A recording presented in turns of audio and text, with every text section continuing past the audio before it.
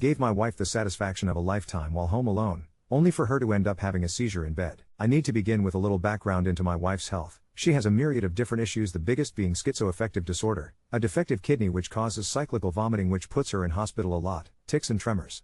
She manages day to day and has a good support network. I look after her to the best of my ability and always try to remain calm in a situation on the bad days. We've been together since we met in college nearly 16 years ago, and she is my best friend and one hell of a good wife. Enough of the wench, onto the tale. It's half term currently and I'm on a week's holiday from work, spending it at home generally chilling out. The kid's been around a lot, not being able to hang out with his friends what with the vid and everything, and as a result my wife and I haven't had a lot of alone time. My father-in-law offered to take the kid out for the day, socially distant activities, and granddad is in our bubble so we were okay with it, and we thought awesome, day to ourselves. We had some breakfast, took the doggo on a nice walk, well, nice until it started pissing it down, and spent the day playing Xbox and chatting. Utter bliss. Now in the morning I noticed my wife had put on some sexy black lacy underwear. Gotta admit I was thinking about it all day. After lunch I asked if she would like to join me in the boudoir for a little afternoon delight as we had the place to ourselves.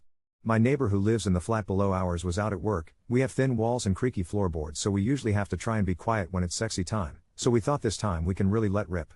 We like a lot of foreplay and we're having a good old time. My wife looks sexier than ever and I am as excited as a very exciting thing and am very worked up. I'd been thinking about her all day and I knew I was going to blow after a single thrust.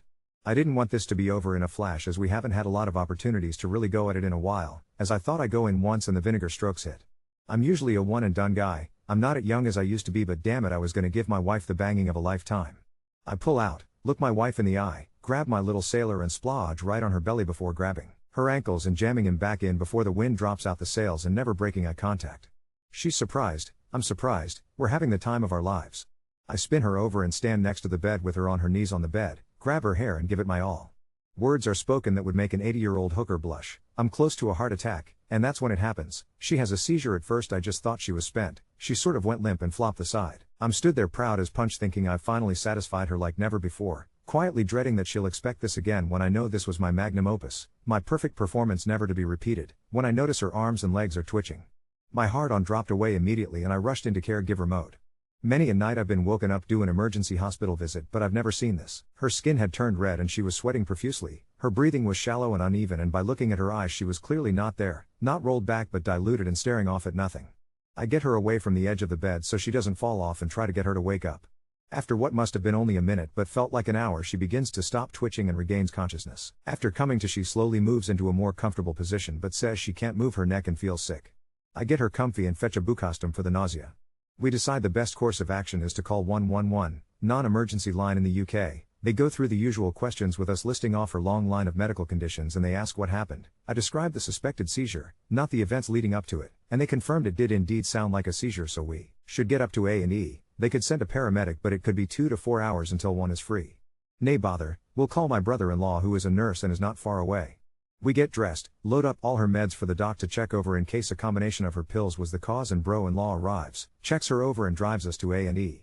Thankfully he also didn't ask us what we were doing before the seizure, or that would have been one awkward as fuck journey. He drops us at the door and drives off to pick his wife up from work, but says he'll be free in a couple of hours if we need picking up later. At the door to A&E they have a healthcare assistant to screen people for COVID. He asks us a few questions and we describe the seizure. Then he asks the question we were dreading: what were you doing before the seizure? I try and fail to contain a giggle. My wife says doing what couples do when they have an empty house for the first time in weeks. There is a beat or two. The fella looks at me and I know he is smiling behind that mask, and he says, ever so cheekily, "Did you crush her?" Now it is important to note my wife is 5'0" and I am a 6' Adonis of the armchair, big scruffy beard and big cuddly tummy. I found this remark hilarious. My wife looked at the floor, but I knew she has the biggest grin on her face.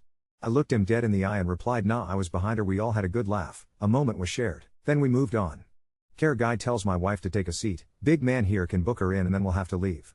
Understandable due to the restrictions. Don't want people in the hospital who don't need to be there, so I book her in and head outside to call a taxi and get home before granddad drops the boy off.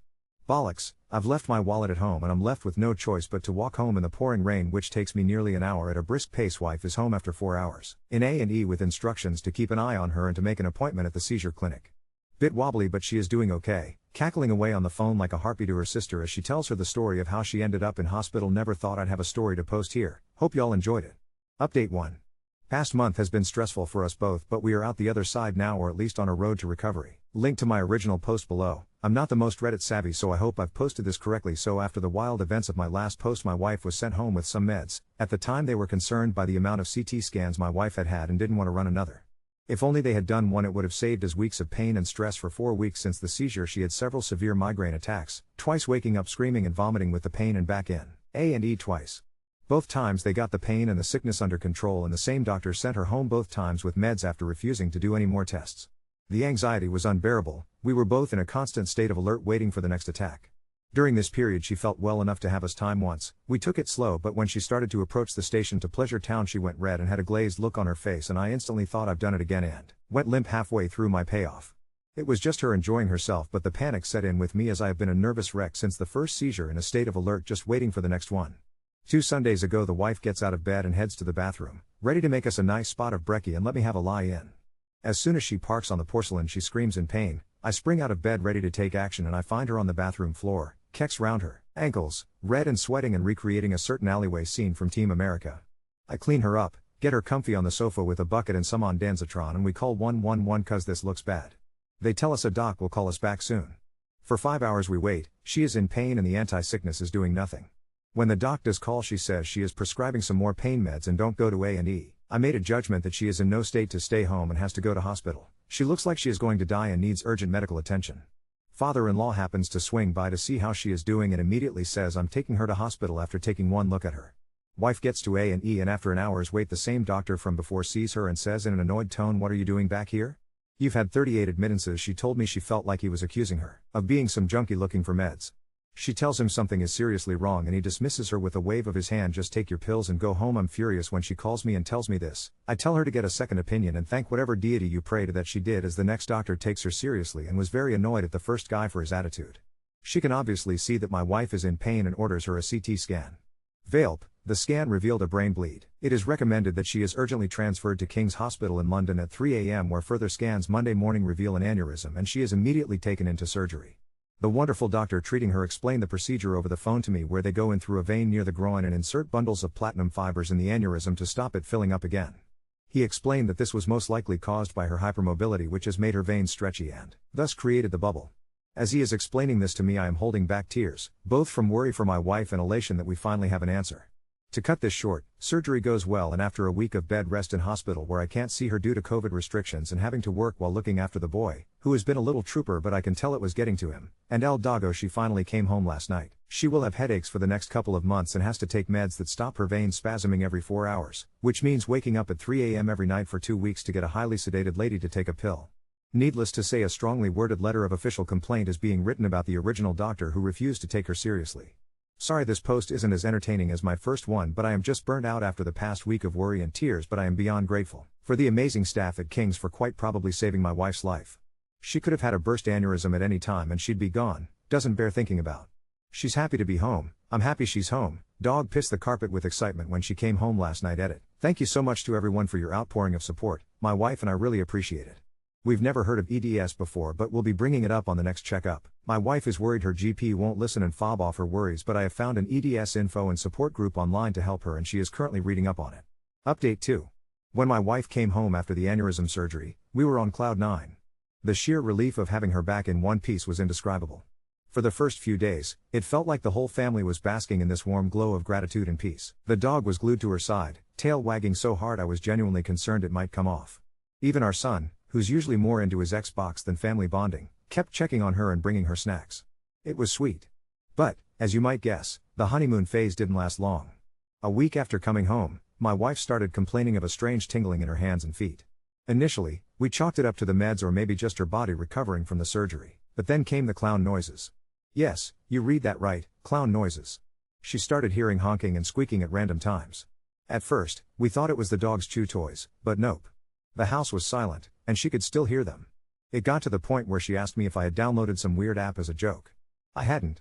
We called her neurologist, who seemed more intrigued than concerned. Apparently, auditory hallucinations can sometimes happen after brain surgery, and while it wasn't dangerous, it was definitely weird. The doctor assured us it should fade over time, but in the meantime, every squeak made her paranoid that a clown was lurking behind her. Just when we thought things couldn't get stranger, the plumbing in our flat decided to betray us. One morning, As my wife was finally enjoying a peaceful cup of tea, the kitchen ceiling sprang a leak, water was pouring in, and it reeked. Turns out, the neighbor upstairs had a blocked toilet, and, well, you can guess the rest. As if dealing with my wife's health wasn't enough, now we were navigating the delightful process of plumbers, landlords, and insurance claims. My wife, still on her post-surgery meds, dubbed the leak Poonami 2025. Despite the chaos, her humor shone through. About 2 weeks ago, my wife had another seizure. This time, it wasn't during any extracurricular activities, thank God. She was just watching TV when it hit. It wasn't as intense as the first one, but it scared the hell out of both of us. The hospital ran more tests and told us the aneurysm repair was still holding strong, but her body was reacting to all the trauma it had been through. They adjusted her meds again, adding yet another pill to her already overwhelming lineup. I've officially become her human alarm clock, waking her up at all hours to make sure she takes everything on time. Amidst all the chaos, there is some light at the end of the tunnel. My wife's follow-up appointments have been encouraging. Her neurologist says she's healing well, and her strength is slowly returning.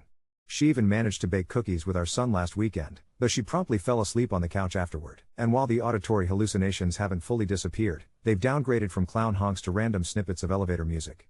Progress? This ordeal has brought us closer in ways I never imagined. We've had long, late-night talks about life, love, and everything in between. She's opened up about her fears in a way she never has before, and I've learned to appreciate her strength even more. We even had a little date night at home, nothing fancy, just a movie and some takeout, but it felt like the most romantic evening of my life. She's my warrior, my partner, and the love of my life, and if there's one thing I've learned through all this, it's that we can get through anything together. We're still taking things one day at a time. Between her recovery, the ongoing plumbing saga, and the never-ending parade of doctor appointments, life is chaotic. But we're hanging in there. I've also started keeping a detailed journal of everything that's happened, partly for my own sanity, but also because this story is far from over. If nothing else, it'll make for one hell of a memoir someday.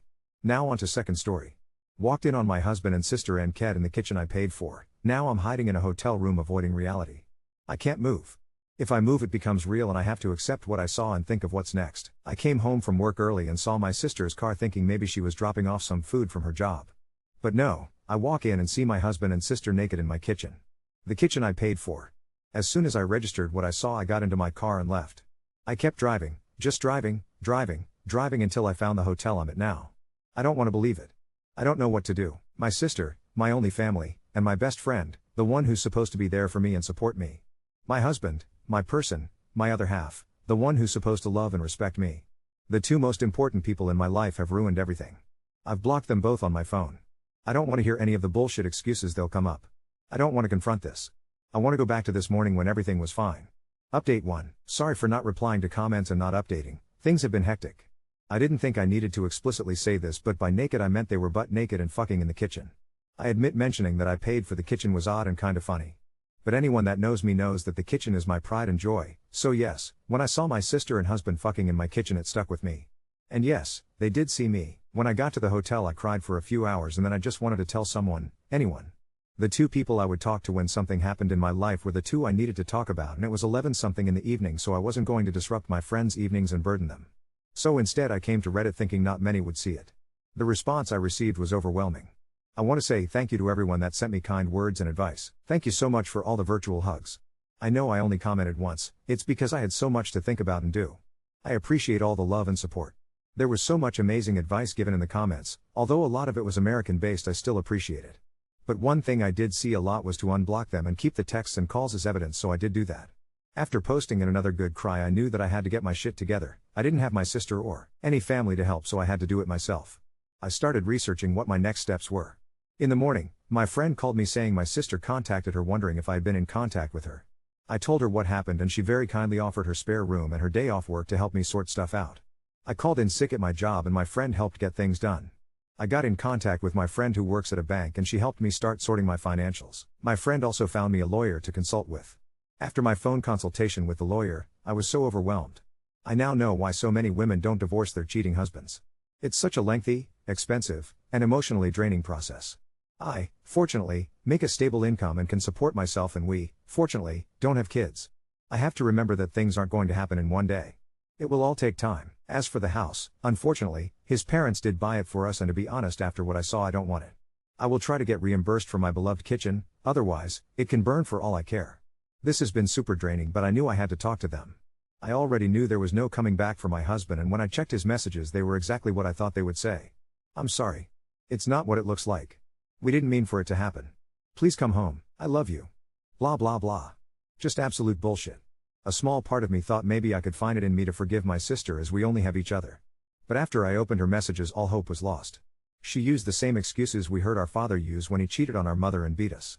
She said the same things our mother would say when she would excuse our dad's behavior and also beat us. I spoke to her this morning and asked her to tell me straight up who, what, where, when, and why. She told me back in July when I went on a girls' trip she was at our house and joked to my husband that I would cheat on him on the girls' trip because that's what always happens. He said nah, and they joked about it, but she said he could get even with me and they ended up doing it once. One time lead to 2 to 3 then to whenever they could do it. There was never any evidence or signs or anything that I was going to or even thinking of cheating. I told her we were done and there is nothing she could do to bring us back together. I later received a call from an unknown number. It was my mother, who I haven't spoken to in 7 years. Turns out my sister has been in contact with her and told her what had happened, and my pos mother, the same woman who beat me for breathing wrong, had the audacity to say this is what I get for taking her daughters away from her. It hurts so much. I know things are going to get messier and this is going to be a long few years. I've now lost all my blood relations. I need to get all my shit and find a new place. I want to show them that I can and I will thrive without them. Again, thank you all from the bottom of my heart for all the love and advice. Update 2. Back in October, my life was in chaos, but I was determined to soldier through it and show them that I can make it without them and succeed. I had to meet with my ex to talk about the house and he kinda gave up and we decided to sell the house. I was reimbursed for my beloved kitchen. At first, my sister would show up at my job and my friend's house, but once I told her that I would get the police involved she stopped. I haven't seen her since February. I did hear from my pathetic excuse of a mother again, but that was also shut down and I have not heard from her since the end of last year. I'm from NZ, so my ex and I have to be living separately for 2 years before we can divorce. Although I want nothing to do with him, I'm not too fussed. 1 year is almost done. I started therapy, which has been healing. I wish I had gone earlier. I have moved into my apartment and I was promoted at work. I have also gone on 2 girl trips and had some extra fun these times as I was a single woman. And I've also just started seeing someone. He has been very kind. Thank you all again for your kindness. Hope this is the update you were waiting for. I'm glad you updated. You're happier. Never introduced the man to the family. Wouldn't put it past your sister to repeat her behavior. Cutting the toxic people in your life brings so much mental freedom. Living a happy single life after divorce is a kindness to yourself. Best update so far. From what it sounds like, she's gone no contact with all of her family, sister included, the former because of the abuse, and the latter because of the reason for this post.